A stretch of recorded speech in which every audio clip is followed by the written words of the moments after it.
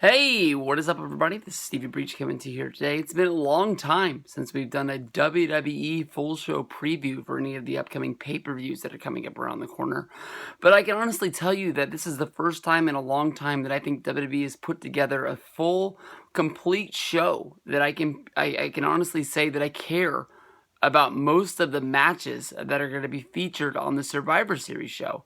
Over the past few pay-per-views, whether it's been Clash of the Champions, No Mercy, basically anything past SummerSlam, I can honestly say that when I looked at the shows, I honestly cared about the main events and the championship matches that were involved on those shows, thinking that, hey, at least those shows will be worth the money. When you think about it now, with 2 pay-per-views a month, and so they're sort of features and other things that I might be looking at on the WWE Network, I'm basically looking at, $5 a pay-per-view. If you think about $5 a match to get to that $9.99, it's not that bad, and it still seems like it's a large deal.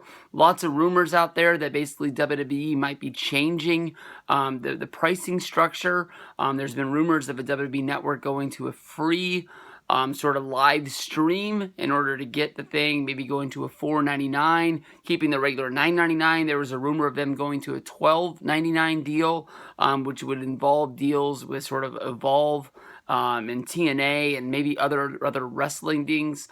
Basically, with the announcement of what was that called? Flow Slam, something like that. It's already sort of out of my mind. With Shimmer and Evolve, and all those wrestling shows, basically going over to that streaming site. There was rumors that they might get ROH. There were rumors that they were going to get WWE.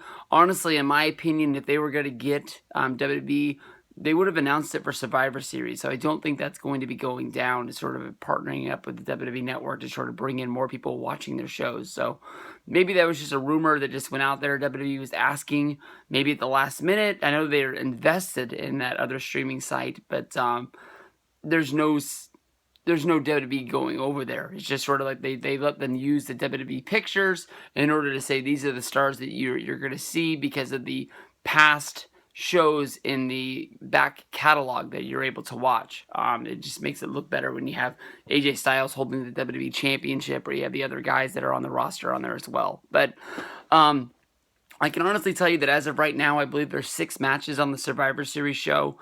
And unless you're a Cruiserweight, and I'm guessing that more than likely, since there is no pre-show match named, as of right now, about the only thing I can think of is that the Cruiserweight guys get put onto the pre-show, a lot like the last show that they were doing. That's about the only thing I can think of. But if you are on the WWE roster and you're not on the any of these matches, you're pretty low on the card, and it's basically in the stars that WWE has no plans for you because they're using almost everybody. You've got Brock Lesnar featured in the main event. You've got the 10 other biggest names in WWE that are singles guys being involved in that match. You've got 10 women in that match. And then you've got a 10 on 10. So you've got 20, you've got 30, and is that 40? 40 superstars, 42, and then you got the other two, 44, 46 guys being used on this one pay-per-view. That's a lot of guys. That's like a Royal Rumble show, basically right there. If you're not in the top 46, I feel bad for you. The Cruiserweights guys, as of right now, because they don't have a match other than Kalisto going up against Brian Kendrick, that's about the only thing that I could think of, feeling bad for those guys. This looks like it's going to be a really big show. Goldberg versus Brock Lesnar is pretty much being built up as a WrestleMania match in my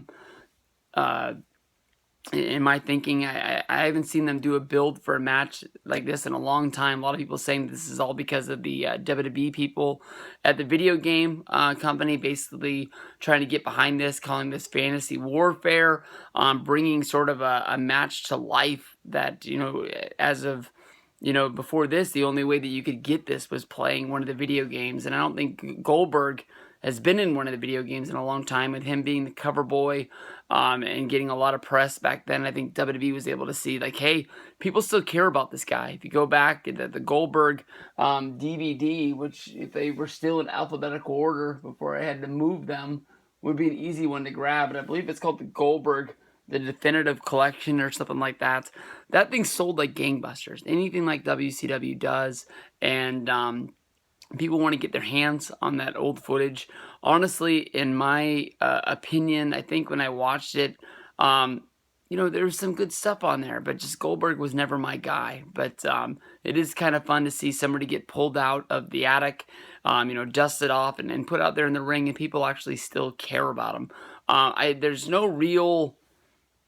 there's no, maybe we'll get something on Monday when they go out there and they have the face-to-face Shane versus Stephanie. I guess that does really mean something more now, with Shane McMahon actually being added to the match.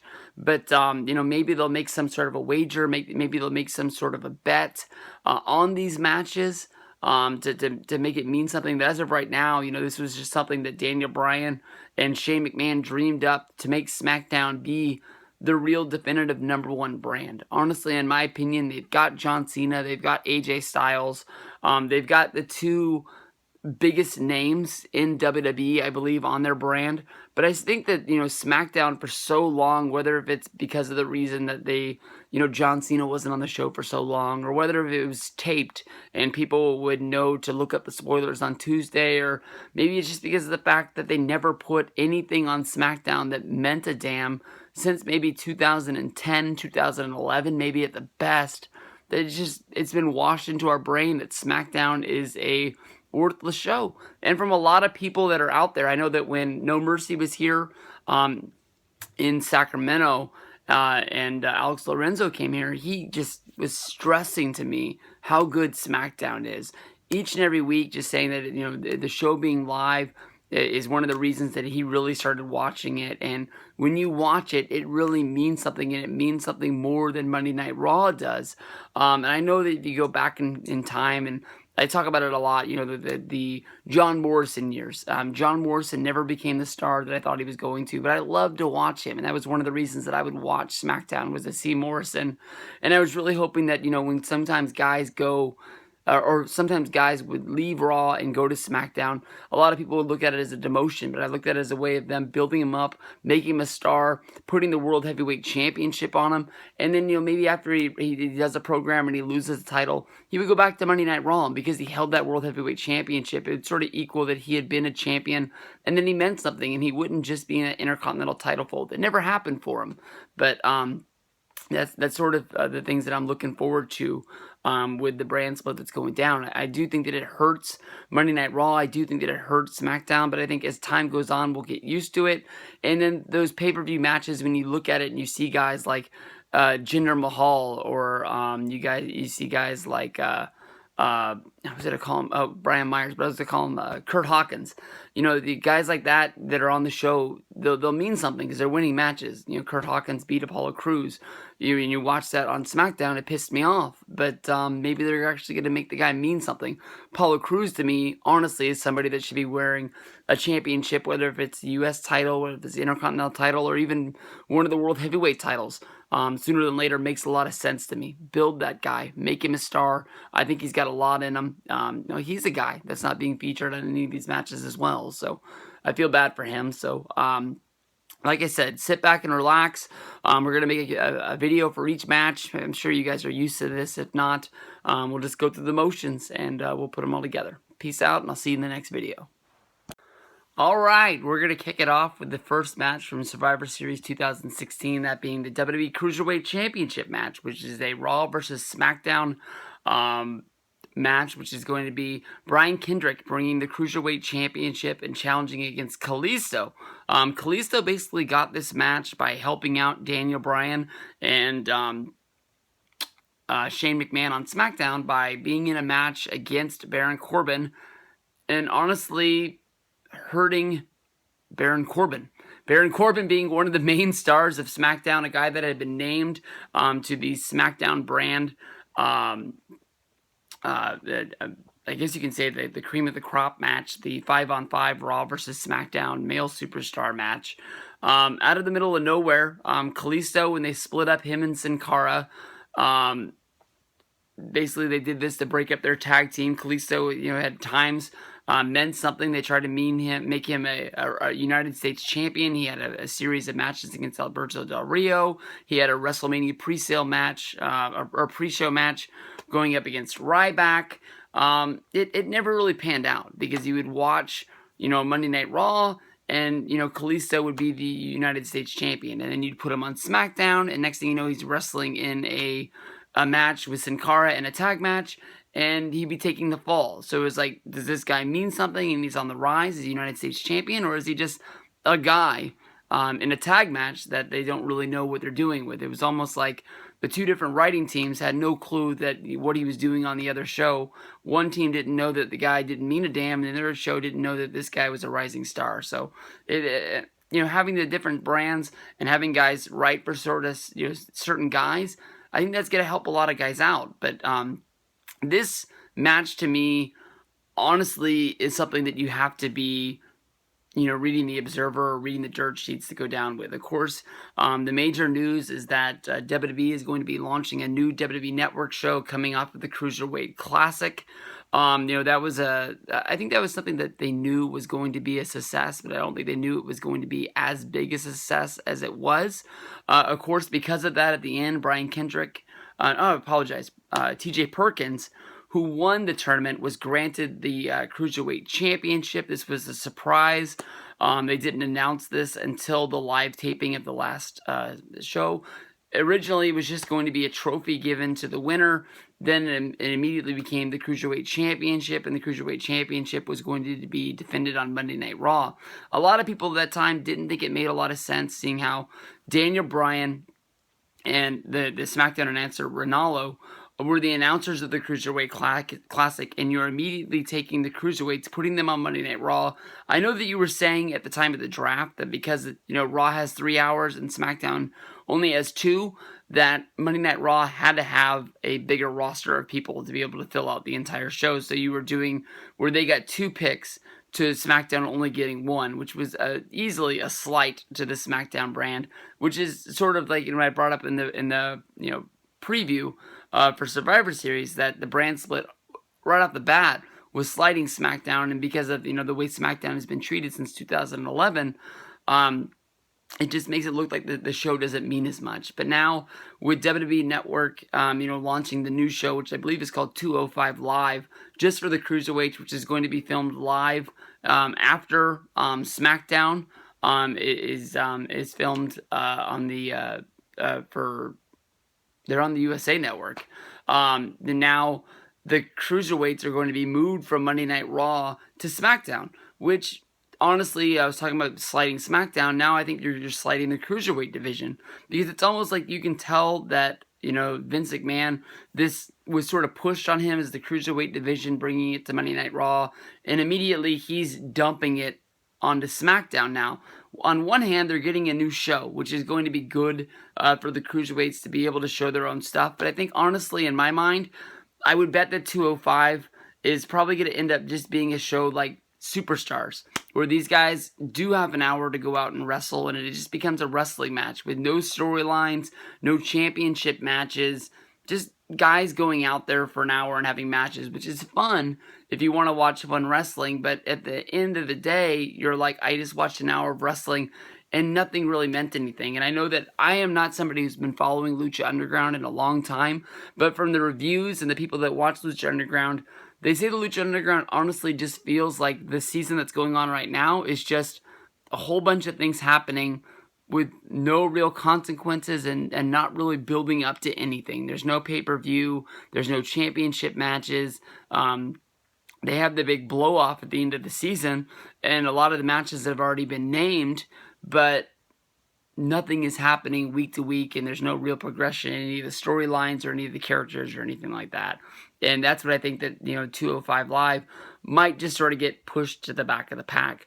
Because of this, I honestly think that there's going to be a title change in the Kalisto versus Brian Kendrick match. I think that Kalisto will be able to beat Brian Kendrick. Kalisto will become the Cruiserweight champion. He'll be able to sort of bring the brand to SmackDown because the Cruiserweights will have to follow the championship, and then you don't really have to have some sort of storyline where the Cruiserweights walk out on Monday Night Raw. Or they just don't have to have this ghost change where they just all come over. You'll be able to get Ronaldo commentating over the matches, which I think he's going to be doing the commentating for 205 Live as well. And the more wrestling that he gets to commentate and the more WWE gets to use him is honestly going to be a plus. I know that you want to keep him on SmackDown because that's just where he is right now, but honestly, he needs to become the number one announcer. He's one of the best things that there is about SmackDown. I think that people might think it's kind of weird that Kendrick is dropping the championship so soon after winning it from TJ Perkins. But honestly, I think the way that you could tell that the TJ Perkins versus Brian Kendrick storyline changed so much with Brian Kendrick telling TJ Perkins that he had to let him beat him, and that didn't really come out in any of the weeks leading up to that match before Brian Kendrick beat TJ Perkins on the show that was in the Staples Center. There was no sort of build up to that. We've already seen Kendrick beat him, so why couldn't he beat him again, and why would he want him just to lay down for him? So I guess Brian Kendrick is just sort of a transitional champion to get him over there. From there, you'll be able to see Kalisto maybe go up against Sin Cara in a singles match. You'll be able to see Kalisto go up against TJ Perkins. There's Swan. There's a lot of guys. Noam Dar just debuted on the SmackDown show in Scotland. So there's a lot of guys in there. They're going to get their time to shine on SmackDown, and then being able to feature these matches is going to be really fun. It goes back to, back in the day when the minis or the cruiserweights were on SmackDown before. So I think this is a good home for them. Plus them getting their own show will be fun for a little bit before I think WWE pulls the plug and gives up on him. So we'll have to see what this means, but picking Kalisto to beat Brian Kendrick in this match. The next match, honestly, is going to be a very fun match. It pits the Intercontinental Champion Dolph Ziggler going up against Monday Night Raw's Sami Zayn. Basically, Dolph Ziggler took it into its own hands that he was not able to find a SmackDown challenger to go after the Intercontinental title. He issued his own challenge without having Daniel Bryan or SmackDown's own Shane McMahon in his ear, saying that he issued an open challenge to Monday Night Raw, basically saying that anyone would be able to come over. Honestly, in my mind, the first thing I thought of is that Miz, I don't think he's gotten his Intercontinental Championship rematch since No Mercy. I thought that basically this would open the door for him to leave, since he's basically been battling back and forth with Daniel Bryan for a long time. Some people think that it might be leading towards Daniel Bryan versus The Miz at WrestleMania if they let Daniel Bryan wrestle again. If you've been watching Total Bellas on E, honestly, I think that this is the only way that storyline pays off. The fact that they're basically kicking Daniel Bryan while he's down, basically showing all the emotions that he's going through, basically with WWE telling him that he has to retire, that he's not going to wrestle again, and then basically almost portraying him as an asshole, even treating Brie bad because of the bad things that are going on in his life as of right now. I think that it might be one way to sort of save him in the Total Bellas universe as well as in the WWE universe, letting him have that one more match, even if that is his last match to have. I don't even know how we started talking about Daniel Bryan. Oh, it was Daniel Bryan versus The Miz. But Dolph Ziggler issued the challenge. Stephanie and Mick Foley basically said that there was going to be a match on Monday Night Raw that would pit Sami Zayn going up against Rusev. Easily, in my mind, Rusev was the only guy that was not involved in any of the matches that were already named. I thought that Rusev would be the guy, especially that would build the heel versus babyface role, plus it would pit your former United States champion against your current Intercontinental champion. I don't know if maybe to add another match to the show, and I don't even know why it would make sense, but when you look at Monday Night Raw, Stephanie had all 5 of the Monday Night Raw team guys go out in a 5-way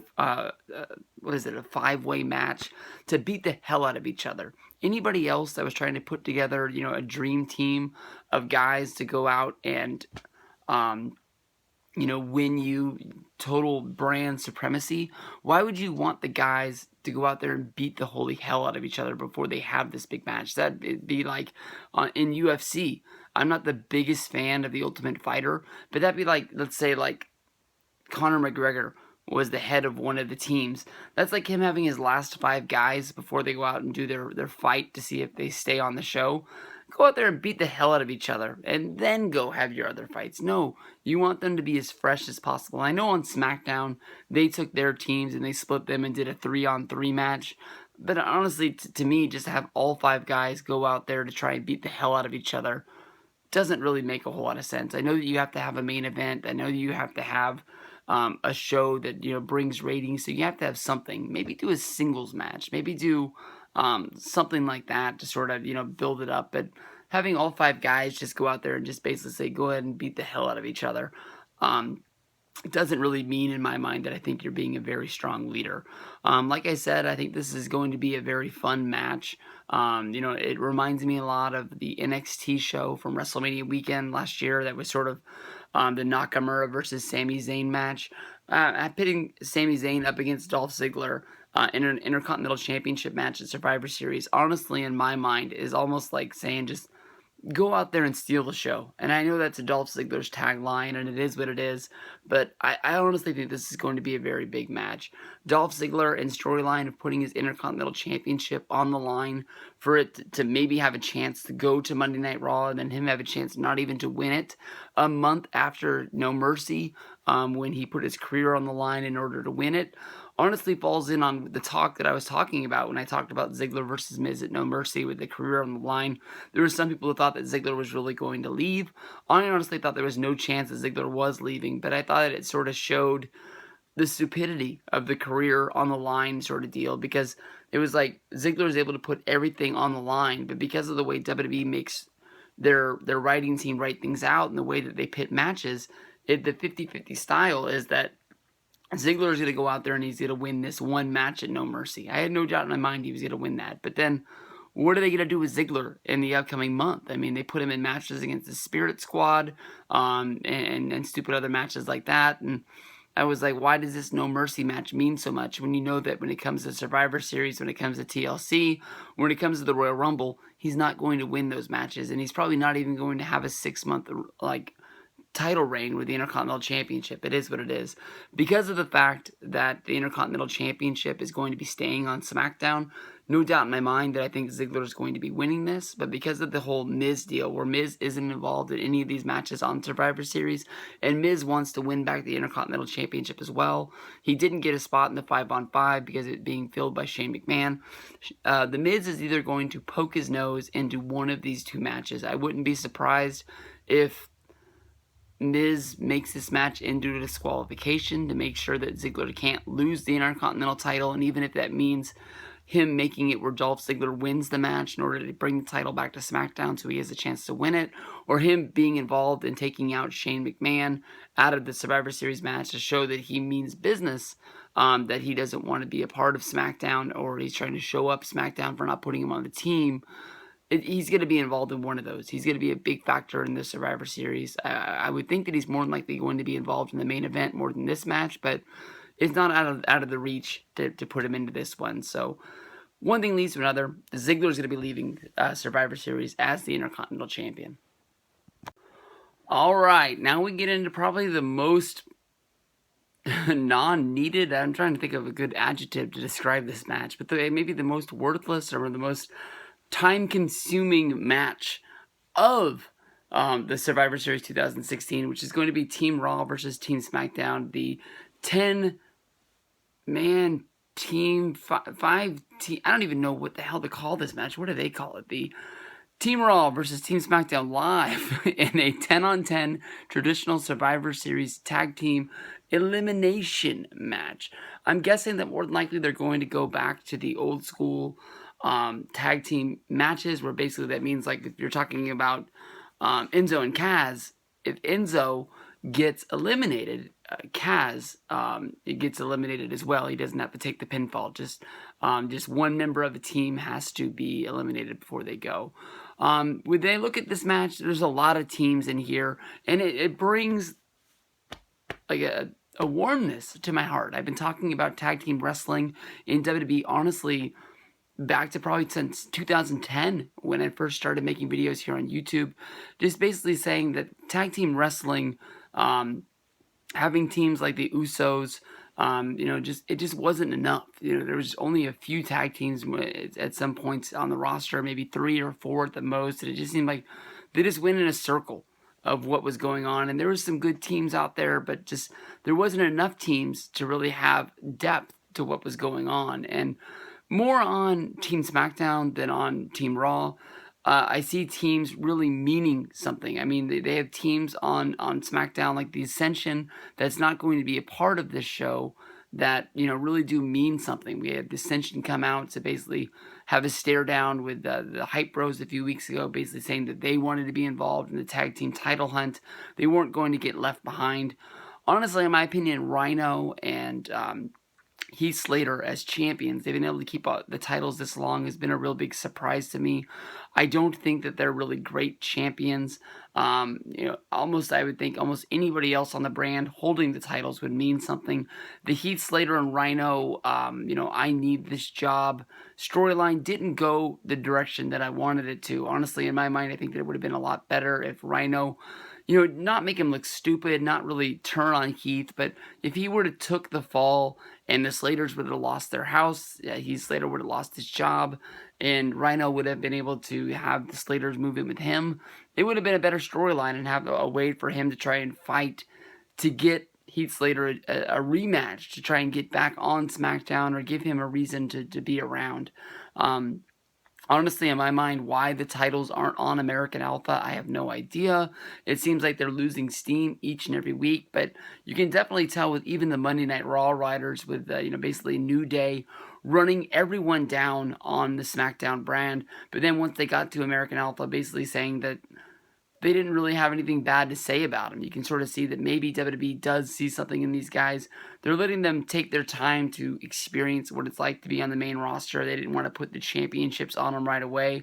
Still, in my mind, Chad Gable and Jason Jordan are both going to be great stars. I don't think these guys are going to be involved in the tag team division for forever and ever. I don't know if it's going to be another year or not, but somewhere they have to find a spot where they're going to break loose and become a major force for the WWE, whether that's being on the mid card, being main eventers. Of course, everybody, because of the wrestling background, thinks that these guys are both going to become the next Kurt Angle. I think they're both real big stars. Jason Jordan's probably got an advantage because of his height, but Chad Gable, honestly, in my mind, is going to be able to make up for a lot of that. And we've seen, height's always going to mean something in WWE, but for the last few years, we've seen that basically sometimes when there's a lot of potential and a lot of, just real skill behind somebody, they will overlook it. Whether if that's Daniel Bryan, winning the championship at WrestleMania 30 or anything like that. But, when I look at Team Raw, I honestly don't think they're going to be able to get this done. I think when you talk about all three of the brands, honestly, and all three of the brand matches that are Survivor Series matches, all of these are put together of baby faces and heels all trying to work together, and I don't think it's going to be able to happen. I think in all three matches, you're going to have people get eliminated because of the fact that people on their own teams turn on them. They can't work together. You've got Sheamus and Cesaro, who are a tag team, but they can't even get along together. And you've got everyone trying to get at the New Day. The New Day has held on to those championships for well over a year now, and I wouldn't be surprised if you see everyone turn on the New Day. We saw the New Day lose a non-title match. They've lost at least 10 to 20 of these non-title matches on Monday Night Raw and SmackDown over the course of this title reign, which to me sort of waters it down. And plus, I've gone on the fact of saying that I'm not the biggest New Day fan of all time. What I would like to see out of this match is honestly, you have to be an idiot if you think that Enzo and Kaz aren't probably the best bet to be the best survivors on Team Raw because of what Raw thinks of Big Cass. They have been protecting him. He hasn't really meant what he's meant over the last 2 months. Of course, his highlight was being involved in that fatal 4-way for the World Heavyweight Championship when they put the belt on Seth Rollins. But I really want to see American Alpha be this, and I think that with them getting the sort of the wink wink from Monday Night Raw, with New Day not being able to cut them down, I wouldn't be surprised if this is their coming out party, and this is where they really start to move up the card. It doesn't mean that they have to win the tag team championships at the next pay-per-view at TLC, but sooner than later, this is going to have to happen. But I mean, they've got a lot of potential on the SmackDown brand. The Usos have been around forever. Even Breezango, whatever the heck it is, with Tyler Breeze and Fandango, those are really great wrestlers that make a really great team. I know they're kind of a comedy act right now, being the Fashion Police, but they're a real good team when they get into the ring. Even the Hype Bros are guys that I can get behind. I really think the Team SmackDown is going to pull this out, even though I think that there's a lot of potential on the Raw brand from Cesaro and Sheamus. I don't know why they put them together if they weren't going to win the tag team titles. I know that this Survivor Series is sort of a break in the storylines for a lot of people because these people have to work together. And I'm not sure if there's another Monday Night Raw pay-per-view after TLC or before TLC, before the Royal Rumble, where they're going to get a shot to go after the titles. But to put them as a tag team and sort of hide them here doesn't make a lot of sense. And of course, everybody knows that to me, Machine Gun Carl Anderson and Luke Gallows are two of the biggest stars on Monday Night Raw that aren't getting really used the way they are. I understand that heels have to get treated like idiots and they have to wrestle in stupid matches, and when Halloween comes around, somebody has to put the pumpkin on their head. And honestly, in my opinion, I think that them doing that spot was probably pretty funny and probably a good idea. And honestly, when you ask them about him, if you ever get a chance to meet him, they're not going to take any sort of negativity to that. They're going to embrace it. They're getting paid big money to wrestle for WWE. They get to wrestle in the States. They get to see their family more. This is what they're doing. They understand when they go there, they're not going to be the big machines that they were in New Japan. They have to sort of take that back. The reason why they haven't won the straps yet, I don't understand, but we'll have to see. I'm picking SmackDown to win this one. What do you guys think about? It's about the only way I can think to end this, because I don't think you really want me going into every tag team and what I think about what all these guys are doing. But honestly, in my opinion, get those belts off of the New Day sooner than later. Get those belts off of Heath Slater and Rhino and onto American Alpha sooner than later. And I think that tag team wrestling in WWE looking for a big boom in the next coming year. Here we go. This is going to be Team Raw versus Team SmackDown in a 5-on-5 traditional Survivor Series match featuring the women of Raw and SmackDown.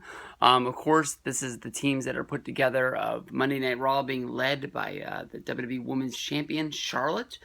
She's going to be teamed up with Alicia Fox, who I think is being portrayed as a babyface, which honestly, when you look at these teams and they're being named, this team was supposedly named by WWE, even though Charlotte is the leader. Charlotte tried to sneak Dana Brooke onto the team, and she wasn't able to do it. So Charlotte being forced to team up with Nia Jax, who's one of the forces on Monday Night Raw that we haven't seen in a little bit of a while. I don't know if they maybe took her off television because of she just wasn't getting the job done the way they wanted it to, or if they wanted to sort of keep her as a surprise to being named to the Survivor Series team. They did do the same thing with Sasha Banks before she went on her championship run, beating Charlotte and being that contender. She was definitely off of TV for a good while, and some people thought it was just for the surprise factor of them getting from WrestleMania to SummerSlam. But, Alicia Fox, Bayley, and Sasha Banks teaming up with Charlotte is easily going to be where something I could see where Charlotte, I really think that she's going to be the ultimate survivor, but you have to really think about with all these baby faces, are they going to turn on Charlotte where Charlotte does something where she, I don't know if she's going to do the Rick the Martel Martel gimmick where she's going to try and walk out on them or what she's going to do, but all three baby faces taking turns hitting a finisher on Charlotte to show that the women's division does have hope to get this title off of Charlotte and keep it off of her for a while on Monday Night Raw. I wouldn't be surprised to see that, but when you look at the SmackDown team, they have more dissension and they have more of the girls going after each other more than the Team Raw team does. Nikki Bella is the team captain. They also have Natalya, who is the team coach. She's not, on the picture for the match, but she is going to be ringside like a manager.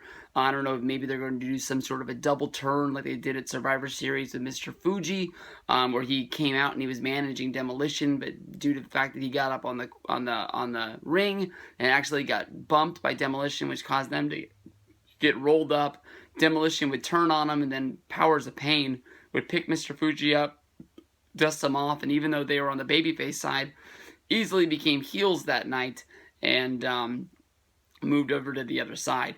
When you look at this, you've got Nikki Bella, who's not able to get along with Carmella. You've got Becky Lynch, who honestly just challenged against Alexa Bliss on SmackDown in Scotland for her Women's Championship. You know that she's gotten it for it. Naomi, who's beat Alexa Bliss, who is in a title hunt to go after Becky Lynch. We haven't really seen Nikki Bella say that she wants to go after the championship. I don't know if they're just protecting the babyface versus babyface gimmick. Carmella seems like the only thing she cares about is exposing Nikki Bella. On one hand, she talks like she's a heel, but if you're a fan and you boo Nikki Bella because she's with John Cena and she's on Total Bellas and she's on Total Divas, you cheer what she says. Honestly, when I used to watch Carmella in NXT, I didn't get the characters of her with Enzo and Kaz for a long time. And for a long time, it seemed like to me that Enzo and Kaz were heels, and then I finally sort of got it. But then I would see Carmella wrestle in singles matches, and when she would come out there without Enzo and Kaz, it was almost like she was the heel. And I don't know if this was sort of like the Lex Luger and Sting deal from Nitro in 1995, where Luger would be friends with Sting, and they would team together, but when Sting had his back turned, Luger would do like heel tactics where he would tell the fans to shut up, and at the minute Sting would turn around and look at him, he'd be high-fiving the fans and be in his baby face, because they were setting up for the fact that Luger was going to turn on Sting, and that was going to happen sooner than later. Even though they were friends, Luger was, I guess you could say he was blinded by fame and didn't want Sting to be as famous as he is. I think that this is going to be a weird match. I think if you go back to, I believe, what Survivor Series was that? It was the first year of Total Bellas. It was the debut of Eva Marie, as well as JoJo, who I don't think ever wrestled ever again, unless it was just on an NXT show that wasn't televised. It was ugly. It was bad. Alicia Fox coming out of the attic to be dusted off and put in this match really doesn't mean anything. We haven't seen her since, I believe, Clash of the Champions, where she lost to Nia Jax. Them being able to say that they don't even know if Alicia Fox and Nia Jax can fight on the same team, she better be able to do it, because we all know that Alicia Fox did stand up to her. She hit her with everything she got, but Jax didn't take it, didn't really sell much of anything in that match, and I think Fox should know she's got her number, and she better try and beat her friend the best she's got.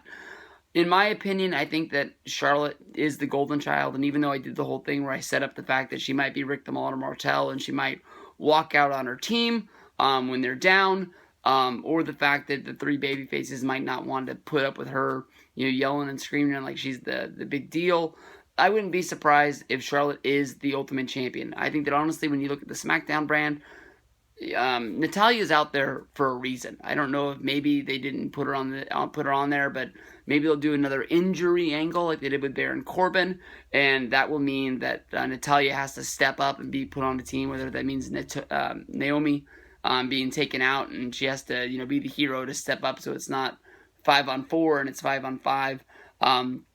We've seen Natalya wrestling on SmackDown as of late, so it's not like she's hurt or anything like that. And they've already done the whole storyline where Natalya's too old. They did that with the first season of Total Divas, and they've left that behind. They've let her be a wrestler because she's a damn good wrestler. And if you ever go to any of the live events and Natalya's on there, the women's match is always going to be really good. Whether if it's singles or whether if it's a tag, it's always going to be really fun. So I'm picking Team Raw. I'm picking Charlotte. I think it'd be fun. Well, then leave Bayley in the background. I don't know. But I think it'd be fun if you really saw Sasha Banks and Charlotte be the ultimate survivors of this match. And then as they're having to celebrate, holding up each other's arms that Team Raw won the match, maybe they have them holding the women's championship in the middle. I can't, I'm only one guy here, but the two girls holding their hands up, title draped in between it, because Charlotte's holding it maybe in her left hand and and Sasha's grabbing it with the right, and then maybe you have a pull apart, and that leads to Sasha versus Charlotte for the championship one more time. But then again, they built up Hell in the Cells the last time you were going to see these girls go at it, so maybe they won't be able to do it. Maybe you do the same thing with Bayley. So we'll see. Raw versus SmackDown, women's Survivor Series match. Picking Team Raw. Alright, here we are with the 5-on-5 traditional Survivor Series match with Team Raw versus SmackDown. This is going to be the men's edition. Honestly, in my opinion, I think this is going to be the co-main event of the show. If you're not watching for Goldberg versus Lesnar, this is the one reason to tune in. I think it's really cool that when you look at Team Raw versus Team SmackDown, these are easily, at least 9 of the biggest stars in the company. Braun Strowman, to me, is easily getting a rub in this match. If you go back to a few years ago with Team Cena versus the Authority, you can remember those teams. They put Rusev on the Authority team. That was the first real step for Rusev to being, what he is now, of being an almost main eventer for WWE. I think that honestly, when you look at Team Raw, I understand that Braun Strowman is looking like it might be a big deal for WWE, but honestly, when I think about Braun Strowman, I think of the guys like Gene Stensky, that was pushed on Raw and built up as he was a big monster with a bald head and ugly teeth, and then out of the middle of nowhere, he goes in there, he wrestles a series of matches against John Cena, and then he's never really ever seen again. I'm not saying that Braun Strowman is being built up for The Undertaker or for John Cena or any other of the big stars of WWE. Maybe Roman Reigns takes out Braun Strowman. But, we've seen it where they build these guys up to be big, huge monster heels, and then out of the middle of nowhere, they lose a couple of matches, and then they say, oh, maybe we can make him into a big baby face, and everyone's going to love him because he's big and clumsy, and then they're gone, and they're wrestling in an indie in your town, and you're going to go see him wrestle in their high school gym. But when you look at the rest of this team, with Rollins, Jericho, Roman Reigns, and Kevin Owens, that's lights out. That's going to be a really great team. I think that match is honestly going to be really fun. Looking over at Team SmackDown, I think that putting Shane McMahon in that match does bring a little bit of excitement to it. But honestly, the same way that I talked about them giving a rub to Braun Strowman, that was an awesome rub to give Baron Corbin to be a part of this main event. Baron Corbin, he's been in WWE since WrestleMania. He won the Andre the Giant Memorial Battle Royal, which, looking over the back couple of years with Cesaro getting the win as well as Big Show, we all know that doesn't really mean something. But with that match being his debut and getting a match win like that at WrestleMania, they could have easily built on that. And instead, we saw Baron Corbin go into a series of matches against Dolph Ziggler. We saw Baron Corbin have a pay-per-view match against Jack Swagger. And he hasn't really meant much of anything since the brand split, or I can't even remember if he did anything at SummerSlam. So since WrestleMania, this guy has basically just sort of sat idle, bouncing around, not doing a whole lot of much of anything. Shane joining the team can mean a lot for the future of SmackDown, whether if that means Miz, who's been standing up to Daniel Bryan, trying to get a spot on this team when Baron Corbin went down, as well as trying to get an Intercontinental Championship match, and trying to get, his contract renewed and things like that. I wouldn't be surprised if Miz somehow gets involved in this match with Shane being there. But I think the big picture is getting Shane McMahon to WrestleMania, where the rumor is that he's going to wrestle against Brock Lesnar. And I think that, besides the fact that he's going to be the GM of SmackDown, or he's the owner of SmackDown, or the runner of SmackDown, I still don't really know what to call him, or Stephanie on Raw. But it sort of gets him in the building and have him a reason to be there if you're going to have a stare down between him and Lesnar, to sort of have a build on what happened at SummerSlam, because that hasn't been touched since August. And if that's going to be a hot WrestleMania thing, you got to pick on that every once in a while. And I understand that Brock is on Raw, Shane's on SmackDown, and you have the brand split, but for some reason, you gotta have them come together. And I know this is the first time they're going to be in the same place at the same time since SummerSlam, but you gotta do something.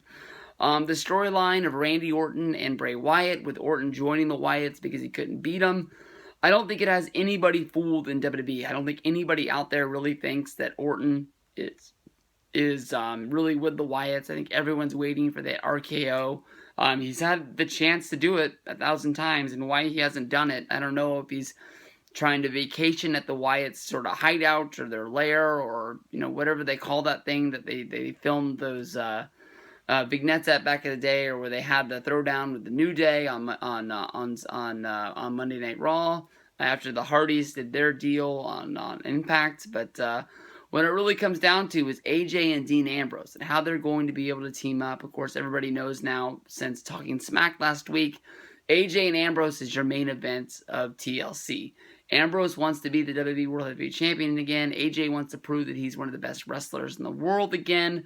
He's sitting on top. This pay-per-view is not going to have John Cena, so they have the place to be able to do this. I know that when I look at Team Raw, I think that they have the better competitors with having Rollins, Reigns, Owens, and Jericho on their team. In my mind, honestly, Bray Wyatt hasn't meant anything and to meaning a win anywhere. I know he got the win over Orton at No Mercy, but that was the first win I've seen him get in a long time, and it's not enough for him to mean something. In my mind, Shane McMahon, he had the big match against Undertaker at WrestleMania, but at his age and his lack of experience of wrestling as of late, I think that he's more of a negative to his team than a help. Shane McMahon's got a lot of heart. Shane McMahon's got a lot of guts. He's going to go out there. He's going to do anything it takes for his team to win. But he's only got so much. He's not in his 20s anymore. It's not the Attitude Era. It's not the 90s. He's not going out there wrestling against X-Pac or Test or even Kane with that match where he got his junk all fried with the battery jumper. But when I've been a fan of wrestling over the years, I've honestly thought that when you look at bragging rights or you look at any of the shows where they put Raw versus SmackDown, SmackDown's always going to win. I guess just there's going to be too much dissension. We're all waiting for Jericho to turn on Owens, or even Owens to turn on Jericho. It's going to come sooner than later. We've already seen where Roman Reigns in a five-way match, he hit the Superman punch on Jericho and Owens, taking them both out. We all know that the Brothers of Destruction, the former Shield, Rollins and Roman, people are really hot to see these guys work together. They want to see it sooner than later. They want to see a double power bomb. They all want to see him take out Jericho and Owens. So I don't know if maybe it's just Jericho and Rollins because they're good guys. Are they going to be able to put this behind them and be able to see it? I wouldn't be surprised if they don't mind taking them out. We all know that Owens and Jericho, they want to win this match because they want to impress Stephanie McMahon and they want to be in the favor of the leaders of Monday Night Raw. But they wouldn't mind seeing Roman and Rollins lose as well to maybe look like they're going to be the heroes, even if it means they have to go out there 3-on-2. Owens has said that he wished that Strowman could join their team. Jericho has a vendetta against Strowman because Strowman threw him around a little bit ago, over the whole list deal. So they're not going to be the best friends. So there's a lot of storylines that could come off the Raw team. I don't think that they have the better team. I'm going to pick SmackDown to win this one just because of over the past years, they want to make SmackDown look like it's going to be the A brand. Even though over the course of years, we've seen that it just gets a lack of respect. Whether if that's just for the years that WWE didn't care about it and they just said, yeah, just go out there and do whatever they're going to do. They just made it where, Monday Night Raw is the A show. We're going to put all the good things on there. And if you go back over the history of years and you really watch SmackDown, anything that ever got over, like if it was the Great Khali versus Cesaro, they didn't show you clips of the match on Raw like, hey, if you missed SmackDown, this is what you missed. They just did the fucking match again. Almost move for move and just showed you the big spots just so you could say that it happened on Monday Night Raw. So, I don't know. It is what it is. Pick Team SmackDown, take the money. I think that easily they're going to be the underdog in this match, but I think that they're really going to pull it out and get the win here. The match that has been in the making for 12 years, since WrestleMania 20, the rematch of Brock Lesnar against Bill Goldberg. For months, Bill Goldberg was sort of traded back and forth comments with Brock Lesnar. And to my surprise, Brock Lesnar would actually answer the comments, basically saying that he would fight Bill Goldberg at any time, only for Bill Goldberg to finally step out from behind Twitter and behind the not the announcer's table, but from interviews and behind microphones, come out on Monday Night Raw. This guy has not been welcome in WWE. WWE's not really put him in the best light, whether if it's through any of the WCW documentaries or any of the Monday Night War documentaries. They've sort of treated him like he was a bright light for WCW, but WCW was such a lost cause at the time of Bill Goldberg's rise that it didn't really mean anything. It just was like this last glimmer of hope that just kept fading off and off and off. And because of Goldberg and his non-smart decisions, whether that was for him joining the New Blood and turning heel, or when that was him, not grabbing the hammer and attacking the NWO limo and breaking the glass of the windows with his arms and his forearms, which would later, tear up all of the tendons in his arm and make it where he wasn't able to wrestle at the dying days of WCW, when easily, he was the biggest build, he was the biggest ratings draw, he was the biggest guy building them in. WWE sort of kicks WCW and kicked Goldberg down, basically saying that if he was around, maybe WCW would have been able to get a television deal. Maybe WCW would have been able to find a home with Eric Bischoff and, the people that were trying to buy it and try to keep it going. But it died off. Of course, Goldberg would later come to WWE when his WCW deal would run out. That 1 year in wrestling, even though Goldberg came in and was treated like a star, they tried to turn him into an entertainer. A lot of people tend to look at his debut night when Goldberg put a blonde gold wig on by Goldust, trying to show that he could be an entertainer. He wasn't just a fighter. Trying to, sort of separate what he was in WCW and bring him into being sort of a cartoon character in WWE. He had his battles with Evolution. He had his battles with Triple H. He was champion. He lost the championship. He was a big part of Eddie Guerrero beating Brock Lesnar at No Way Out for the the World Heavyweight Championship at that time, which Eddie would take on to WrestleMania 20, while Goldberg fought against Brock. This ended up being their last match, both of them, for different reasons. Bill worked his 1 year deal with WWE and just decided that this wasn't for him. He didn't want to be a wrestler. He didn't want to work for Vince. There was a lot of behind the stage kind of things where he didn't get along with Triple H. He didn't get along with Vince. Basically, Vince signed Goldberg to a WWE deal where he would only wrestle, I believe, 8 days a month. But as things, started to go downhill for WWE that year, with no Austin being around, as well as, Rock leaving to make movies, Goldberg was easily one of the biggest stars, easily one of the biggest names they had, and they kept trying to offer Goldberg to wrestle more dates, and Goldberg didn't want to do it. He didn't want to be on the road. He didn't want to miss his, I guess at that time he didn't have a family, because he said in his return promo that he's doing this for his wife and his kids to see what he did, to see what made him famous and to show that he can actually still do this. But he didn't want to be away, and that's just the way it was. So they split ways. They went in their different directions. Obviously, there's no love lost. Goldberg has never really had a nice thing to say about the company. The company's never really had anything good to say about Goldberg. But the one thing is that when it came down to it, Brock was leaving to go play football. He wanted to go play football for the Minnesota Vikings. I think at that point he had already had the invitation, I believe, by Mike Tice, who was the head coach of the Vikings, to go there and try and join the team as, I believe, was it an offensive lineman or a defensive lineman? I can't remember. All I remember is that he wore number 69. But WWE didn't really look at that as a bright thing for Brock to do. They let Brock basically sign something saying that he wouldn't compete, he wouldn't wrestle. I don't think he was even allowed in a ring. So, I mean, he really had to press the issue. At one point, Brock was actually going to come back to WWE, but at the last minute wasn't able to come to terms.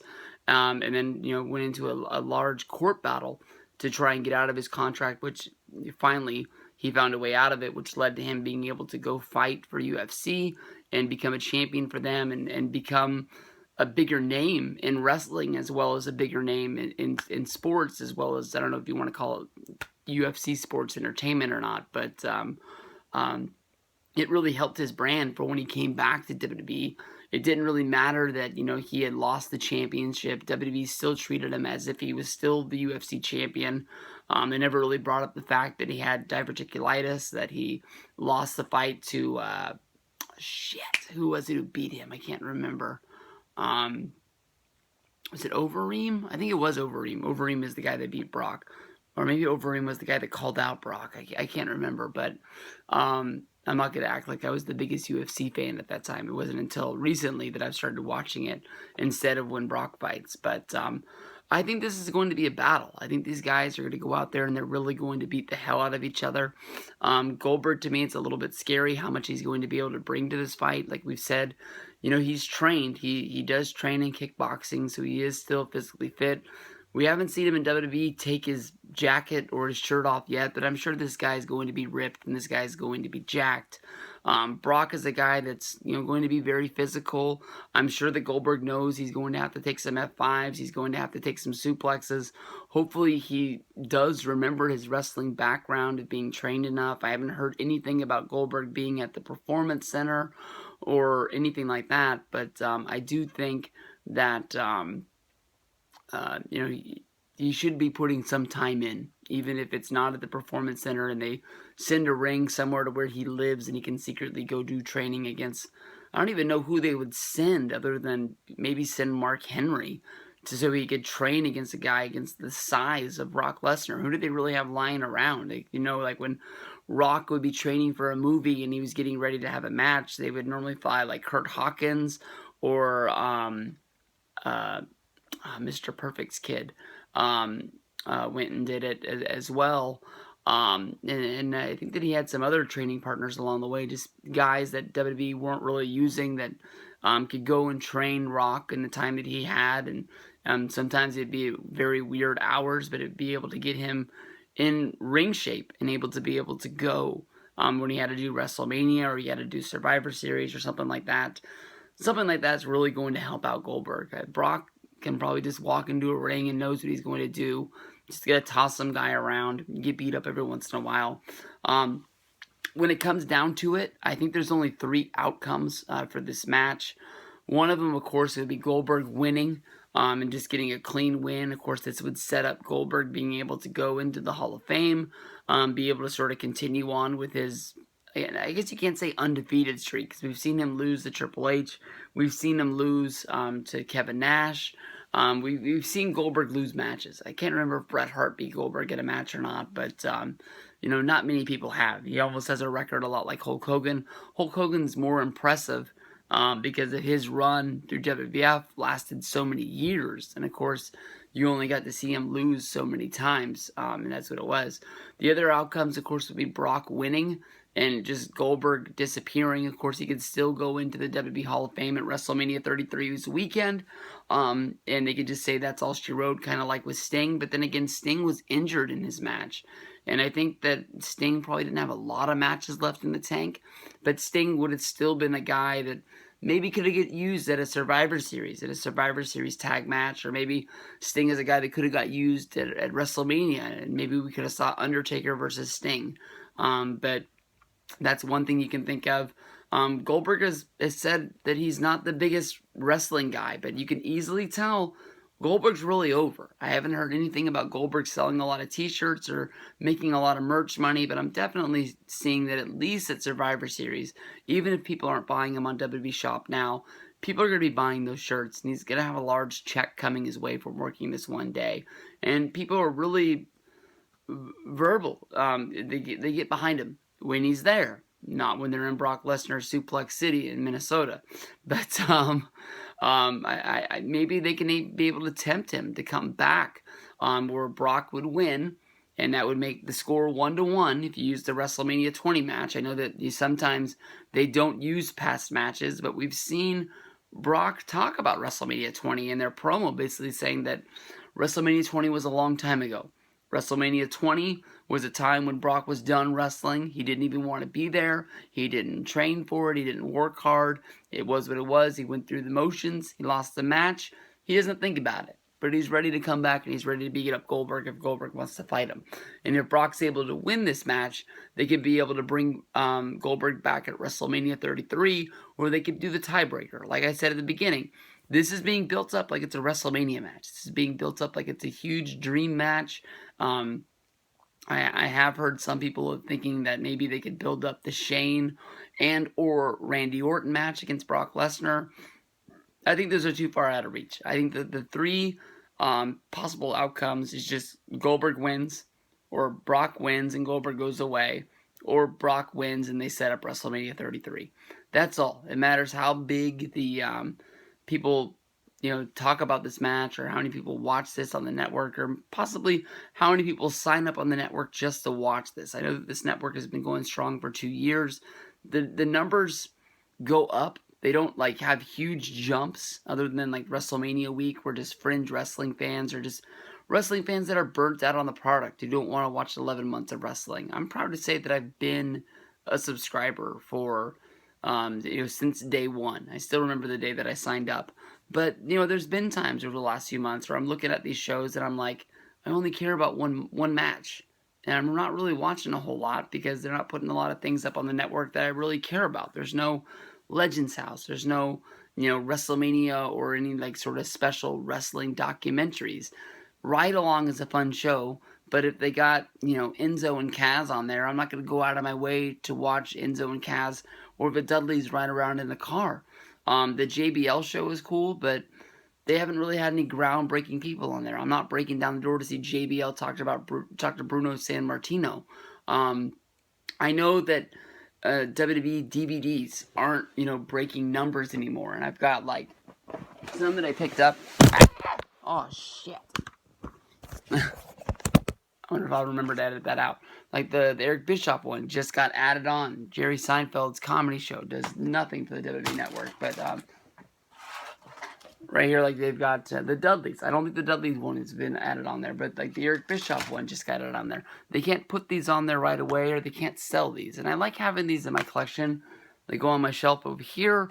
And I like them mostly for when I want to pop them in and just watch matches. And I know that you can type in on the search faction Dudley Boys. But to me, honestly, with the WWE Network on the Apple TV, it's not the easiest sometimes to find a certain match that you want to watch when you're using the search feature. So we'll see what goes down. But Goldberg versus Brock, these guys are going to beat the hell out of each other. They'll be F5 people. We're definitely going to see a spear. We're definitely going to see a jackhammer. It's going to be a close match. It's going to be down to the wire. See what's going on. What do you guys got in this one? I think it's going to be a great Survivor Series show.